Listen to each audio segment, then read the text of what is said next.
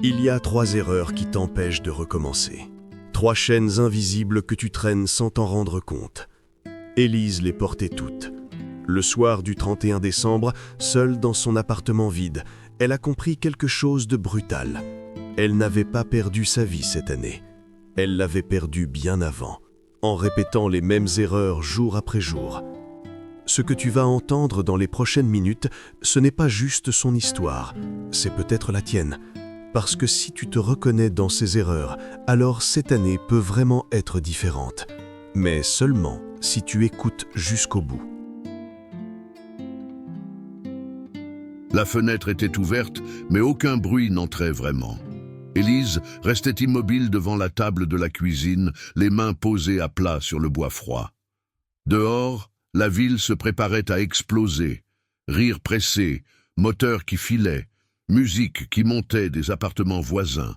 Mais ici, dans ce petit 2 pièces au 4e étage, il n'y avait que le tic-tac de l'horloge murale et le bourdonnement du frigo. C'était le 31 décembre.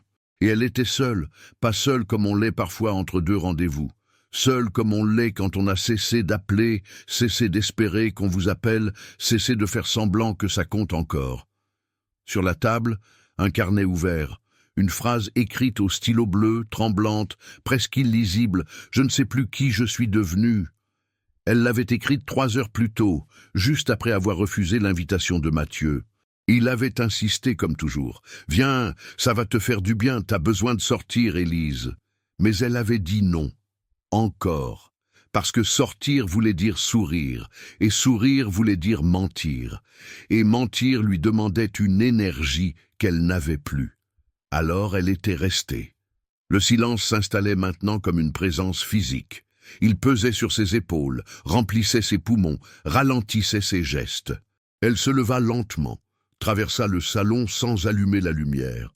Les ombres des immeubles d'en face dessinaient des barreaux sur le plancher. Elle s'approcha de la fenêtre. En bas, un couple riait en courant vers une voiture.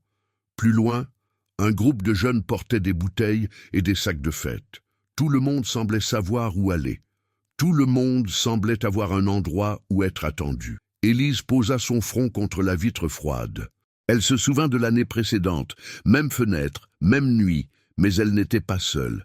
Lucas était là, debout derrière elle, les mains sur ses hanches, chuchotant des promesses dans son cou. Cette année, on va tout changer. Elle y avait cru, vraiment cru.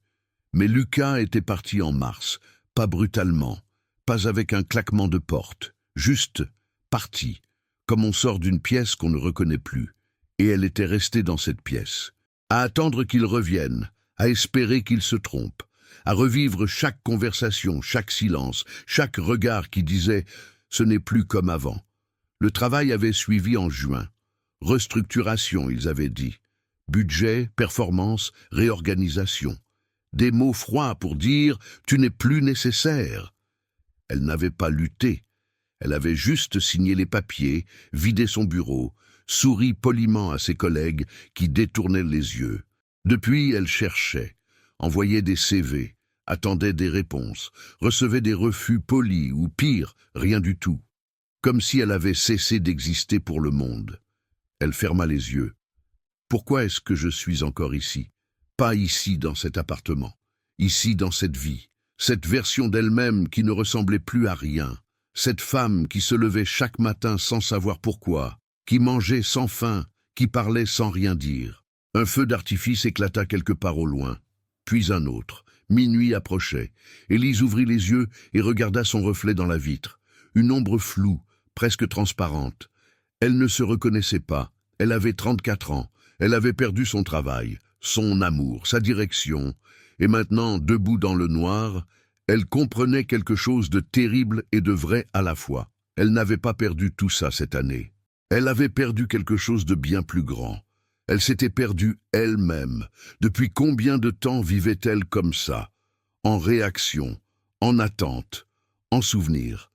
Depuis combien de temps avait-elle cessé de choisir et commencé seulement à subir? Les cloches de l'église sonnèrent au loin, encore 5 minutes avant minuit. Élise recula lentement de la fenêtre. Elle retourna à la table, s'assit, fixa le carnet ouvert. Et dans ce silence, qui n'était plus seulement absence de bruit, mais absence de futur, elle se posa la seule vraie question qui compte quand tout s'effondre. Est-ce que je peux encore recommencer?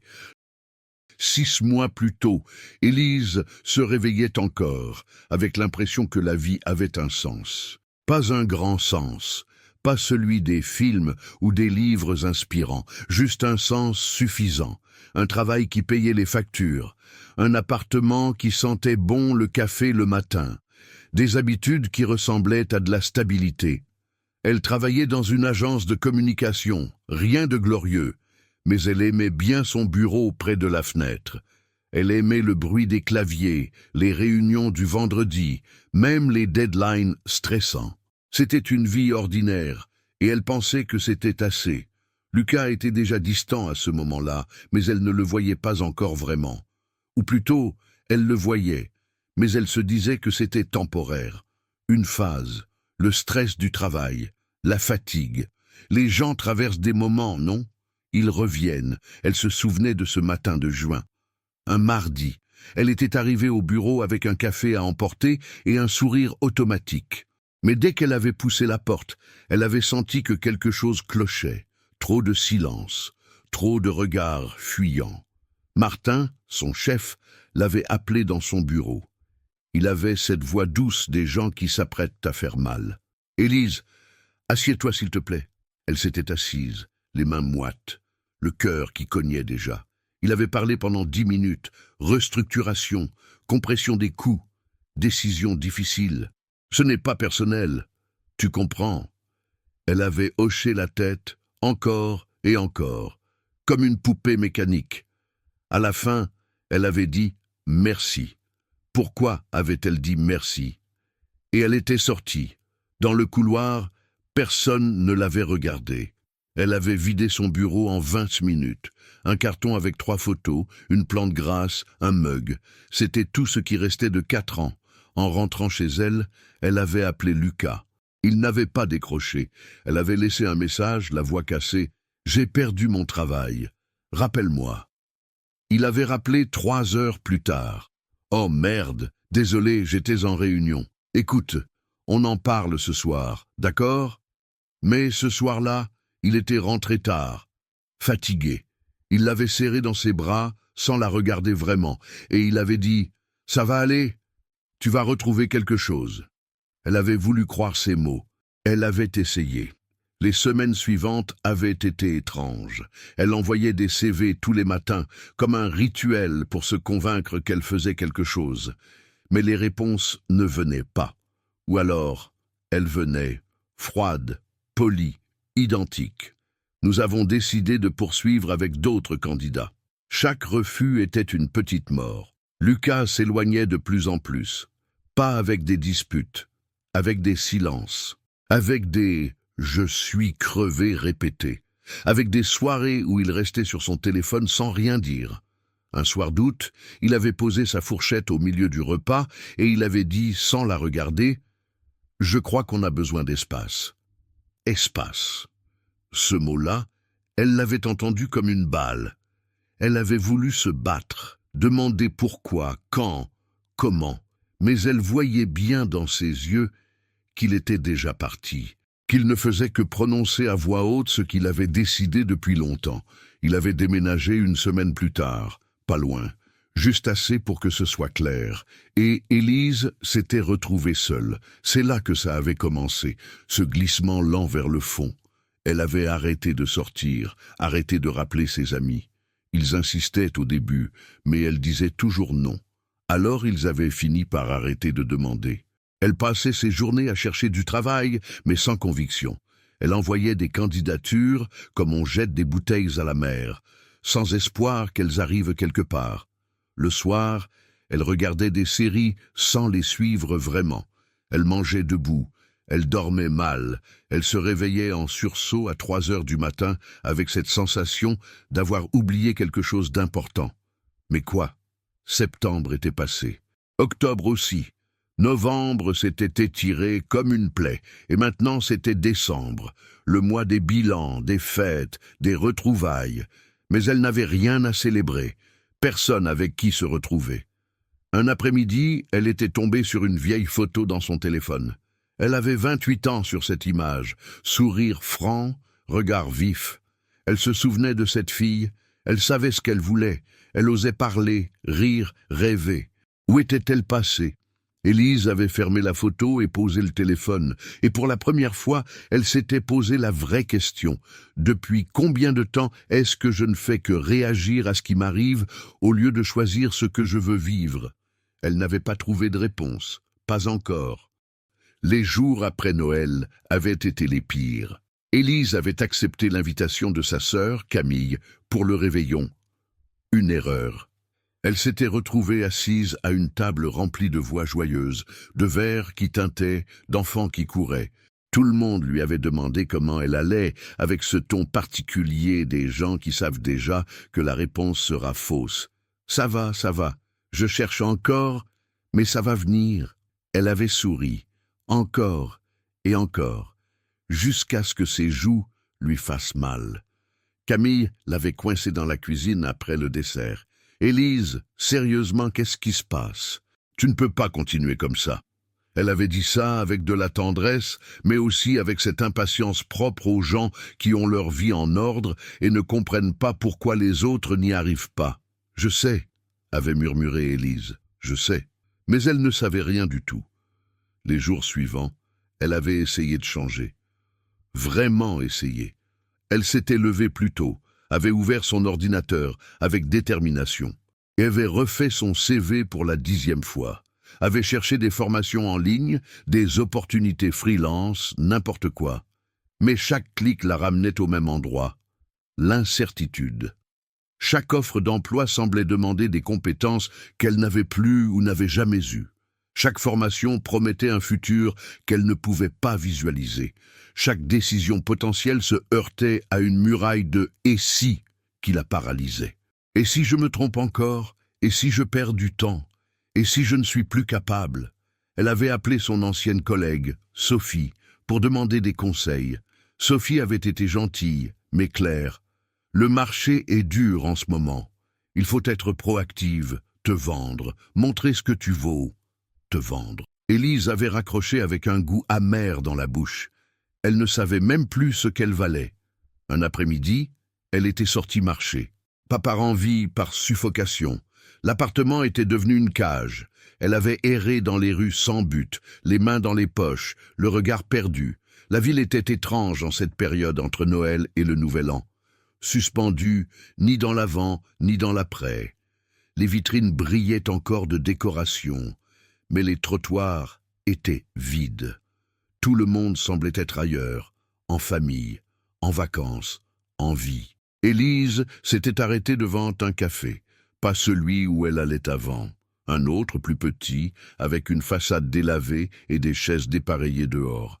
Elle était entrée sans réfléchir. À l'intérieur, il faisait chaud. Ça sentait le café brûlé et le bois humide. 2 personnes seulement, un vieil homme qui lisait un journal et une femme derrière le comptoir, la soixantaine, les cheveux gris attachés en chignon lâche. Élise avait commandé un café. La femme l'avait regardé un peu trop longtemps en le préparant, puis avait dit doucement « Rude journée ?» Élise avait haussé les épaules. « Rude année ?» La femme avait souri, un sourire triste et complice. « Je connais ça. » Élise s'était assise près de la fenêtre. Elle avait bu son café lentement, en regardant la rue vide. Et pour la première fois depuis des mois, elle avait senti quelque chose d'étrange. Et pas du soulagement, mais une petite fissure dans l'armure de son désespoir. Elle était revenue le lendemain, et le jour d'après. La femme, elle s'appelait Geneviève, ne posait pas de questions. Elle servait le café, échangeait quelques mots, puis retournait à ses affaires. Mais il y avait quelque chose dans sa présence qui apaisait Élise. Peut-être parce qu'elle ne demandait rien, ne jugeait pas, ne conseillait pas.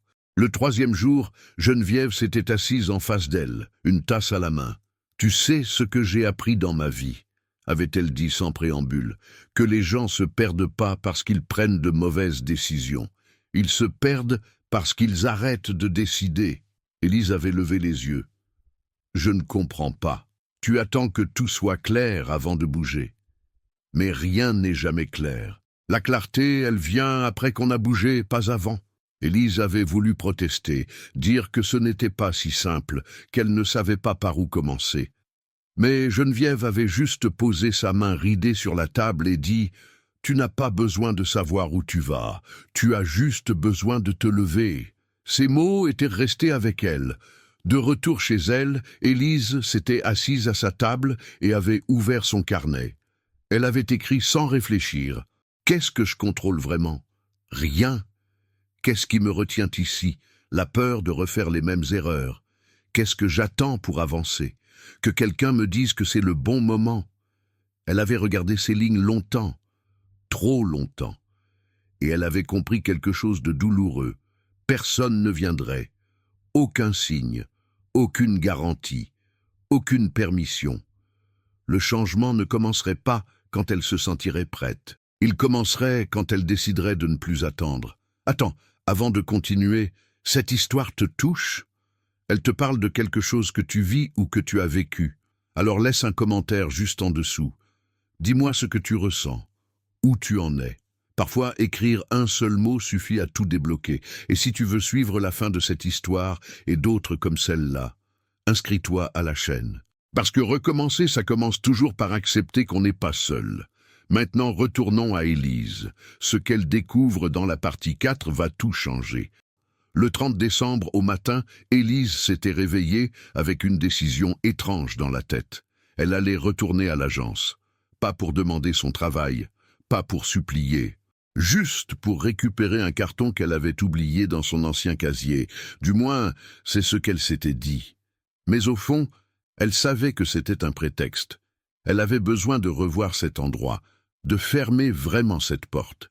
L'immeuble était presque vide. Les bureaux tournaient au ralenti entre les fêtes. Elle avait croisé 2 personnes dans le hall, des visages qu'elle ne reconnaissait pas.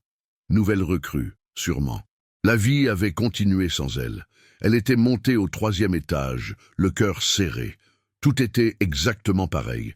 Les mêmes murs gris, les mêmes néons blancs, la même odeur de café et de papier. Mais elle n'était plus la même. Son ancien bureau était occupé par quelqu'un d'autre maintenant, une fille jeune avec des plantes vertes sur le rebord de la fenêtre. Élise avait détourné le regard. Elle avait trouvé le carton dans le placard du fond. À l'intérieur, rien d'important. Des dossiers périmés, un agenda de l'année passée, un cadre photo qu'elle avait oublié.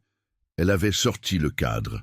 C'était une photo d'équipe, prise 2 ans plus tôt lors d'un séminaire. Elle était au centre, souriant largement, entourée de collègues. Martin était à côté d'elle, le bras sur son épaule. Elle avait fixé cette image longtemps. Et quelque chose s'était brisé en elle. Pas de la tristesse, de la colère, une colère froide, lucide. Elle s'était rappelée cette journée. Ce séminaire ridicule où on leur avait parlé de valeurs d'entreprise et d'engagement. Elle se rappelait avoir applaudi, avoir cru, avoir donné tout ce qu'elle avait pour cette boîte qu'il avait jetée en 10 minutes sans un regard en arrière. Elle avait passé 4 ans ici. 4 ans à se lever tôt, à rester tard, à dire oui à tout. Et pourquoi? Pour qu'on lui dise « ce n'est pas personnel », en lui tendant une enveloppe de rupture. Elle avait remis le cadre dans le carton et fermé la boîte. En sortant, elle avait croisé Martin dans le couloir. Il avait sursauté en la voyant. « Élise, qu'est-ce que tu fais là ?» Elle avait haussé les épaules. « Je récupérais mes affaires. » Il avait hoché la tête, mal à l'aise. « Écoute, je sais que... Enfin, c'était difficile. Mais tu sais comment c'est, les décisions, elles viennent d'en haut. » Elle l'avait coupé. « Tu m'as dit que ce n'était pas personnel. » Il avait cligné des yeux. « Oui, c'était le cas. Alors pourquoi j'ai pris ça personnellement ?» Elle avait senti sa voix trembler, mais elle avait continué. « Pourquoi j'ai passé 6 mois à croire que c'était de ma faute, que j'avais échoué ?» Martin était resté silencieux. Elle avait respiré profondément. « Tu sais ce que j'ai compris aujourd'hui ? Que j'ai passé tellement de temps à essayer de comprendre pourquoi vous m'aviez viré, que j'ai oublié de me demander si je voulais vraiment rester. » Elle avait vu son visage se décomposer légèrement. « Je croyais que ce travail me définissait, que Lucas me complétait, que si je perdais tout ça, je ne serais plus rien. » Elle avait souri, un sourire amer. Mais le vide que j'ai ressenti, ce n'était pas parce que j'avais perdu quelque chose, c'était parce que j'avais jamais vraiment eu quelque chose à moi. Martin avait ouvert la bouche, mais aucun mot n'était sorti. Élise avait serré le carton contre elle. Merci pour ça, en fait, vraiment. Parce que tu m'as forcé à arrêter de vivre sur pilote automatique. Elle était partie sans attendre de réponse. Dans le métro, elle avait ouvert son téléphone. Elle avait relu les vieux messages de Lucas. Les « je t'aime » automatiques. Les « à ce soir » sans chaleur. Les « désolé », je suis crevé, répété. Elle avait compris quelque chose de douloureux, mais libérateur. Elle n'avait pas perdu Lucas. Elle avait perdu l'idée de Lucas, l'image confortable d'un avenir déjà écrit. Et ce travail, elle ne l'avait pas perdu non plus. Elle s'y était accrochée par peur de l'inconnu, pas par passion. Toute cette année, elle avait pleuré des fantômes, des choses qu'elle croyait vouloir, mais qu'elle n'avait jamais vraiment choisies. Elle était rentrée chez elle, avait posé le carton dans un coin et ne l'avait plus regardé. Le soir même, elle avait repris son carnet. Et elle avait écrit 3 lignes, lentement, avec quelque chose qui ressemblait enfin à de la clarté. Erreur 1. J'ai vécu dans le passé au lieu de construire le présent. Erreur 2. J'ai attendu des garanties au lieu d'accepter l'incertitude. Erreur 3. J'ai réagi à ma vie au lieu de la choisir. Elle avait posé le stylo. Dehors, la nuit tombait. Demain, ce serait le 31 décembre. Et pour la première fois depuis des mois, elle ne savait pas ce qui allait se passer, mais elle ne cherchait plus à le savoir. Minuit venait de passer. Élise était toujours debout devant la fenêtre, mais quelque chose avait changé. Pas dehors. Les feux d'artifice explosaient toujours, les cris de joie montaient toujours des rues. C'était en elle que quelque chose s'était déplacé. Elle avait fermé le carnet il y a 1 heure. Les 3 lignes écrites la veille la regardaient encore, mais elles ne pesaient plus. Elles étaient devenues autre chose. Pas des accusations, mais des repères. Des panneaux indicateurs sur une route qu'elle pouvait enfin voir. Elle s'était fait un thé, avait éteint toutes les lumières, sauf une petite lampe dans le salon. Et elle s'était assise dans le silence, non plus comme une fuite, mais comme un choix. Le téléphone avait vibré plusieurs fois. Des messages de bonne année, Camille, Mathieu, quelques anciens collègues.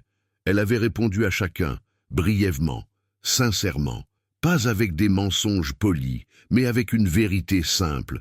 Merci, je recommence. Elle ne savait pas encore ce que ça voulait dire exactement.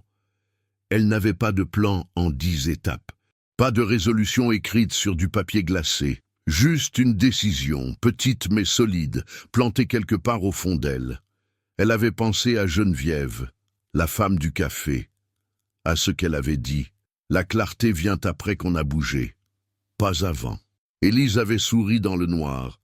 Elle repensait aussi à cette photo d'équipe dans le carton, à Martin et son malaise, à Lucas et ses messages vides. Et elle comprenait maintenant pourquoi elle s'était tant accrochée à ces choses, parce qu'elles lui donnaient l'illusion de savoir qui elle était. L'employée compétente, la petite amie aimante, la fille qui avait sa vie en ordre. Mais ses rôles n'avaient jamais été elle, juste des costumes qu'elle portait pour ne pas avoir à se poser la vraie question. Qui suis-je quand je ne joue plus aucun rôle? Cette question l'avait terrorisée pendant des mois. Maintenant, elle lui donnait de l'air, parce qu'elle comprenait enfin. Ne pas savoir, ce n'était pas être perdue, c'était être libre. Elle s'était levée lentement et avait marché jusqu'à la chambre. Dans le placard, tout au fond, il y avait une vieille toile. Elle l'avait achetée il y a 3 ans, dans un élan d'enthousiasme. « Je vais me remettre à peindre », avait-elle dit à Lucas.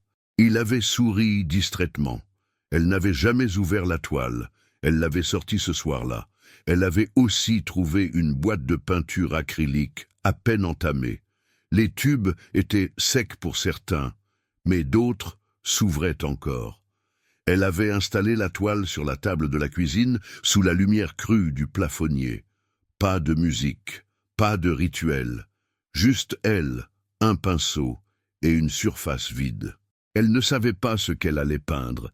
Elle avait trempé le pinceau dans le bleu, un bleu sombre, presque noir, et elle avait tracé une ligne, puis une autre, sans plan, sans attente, juste pour le geste. Les heures avaient passé, elle ne s'en était pas rendue compte. À 3 heures du matin, elle s'était arrêtée. Sur la toile, il n'y avait rien de figuratif, juste des formes, des couleurs qui se croisaient, se heurtaient, se mélangeaient. Certaines étaient sombres, d'autres lumineuses. Ça ne ressemblait à rien de connu, mais c'était elle. Pour la première fois depuis des mois, elle avait créé quelque chose, pas pour quelqu'un, pas pour un résultat, juste parce qu'elle en avait décidé. Elle avait nettoyé les pinceaux, rangé les tubes, laissé la toile sécher sur la table. Puis, elle s'était couchée. Et elle avait dormi, profondément, sans se réveiller en sursaut, sans cauchemar. Le matin du 1er janvier, elle s'était levée avec une sensation étrange, pas de l'excitation, pas de l'optimisme débordant, juste du calme. Elle avait fait du café, ouvert la fenêtre. L'air était froid et pur. Elle avait repris son téléphone et ouvert un nouveau message à Mathieu. « Je peux te voir cette semaine. J'aimerais qu'on parle. Vraiment. » Elle avait envoyé. Puis, elle avait ouvert ses mails. Toujours rien de nouveau côté travail. Mais pour la première fois, ça ne lui faisait pas mal. Elle avait juste pensé « D'accord, alors je vais chercher autrement ». Elle ne savait pas encore comment. Peut-être freelance, peut-être une formation, peut-être quelque chose qu'elle n'avait même pas encore imaginé. Mais elle ne cherchait plus de garantie, elle cherchait juste un premier pas. Dans le salon, elle avait regardé la toile de la nuit précédente. Les couleurs avaient séché, formant des textures imprévues. Ce n'était pas beau au sens classique, mais c'était vivant, comme elle. Élise s'était assise sur le canapé, la tasse chaude entre les mains. Et elle avait pensé, avec une douceur qu'elle ne connaissait plus, « Je ne sais pas où je vais, mais je sais que je ne reste plus là. » Le passé ne pouvait plus la retenir, elle avait arrêté de le regarder. Le contrôle ne pouvait plus la paralyser, elle avait arrêté de l'exiger. L'attente ne pouvait plus la vider. Elle avait arrêté d'espérer qu'un jour, magiquement, tout serait clair. Elle avait juste décidé de commencer. Pas demain, pas quand elle serait prête. Maintenant, dehors, la ville se réveillait lentement. Les premiers bruits de la nouvelle année montaient dans l'air froid.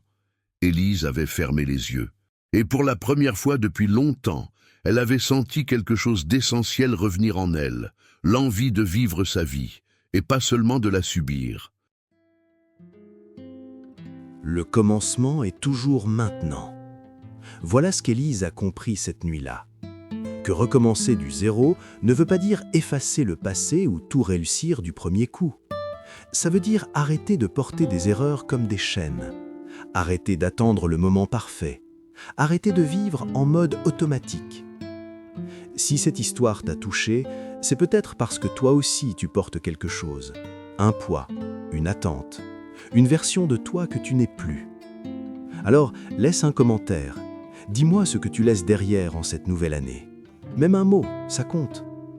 Et si tu veux continuer à recevoir des histoires comme celle-ci, des récits qui font réfléchir, qui résonnent, qui changent quelque chose en toi, abonne-toi. Parce que recommencer, ça commence toujours par accepter qu'on mérite mieux que la répétition. Et cette année est déjà là.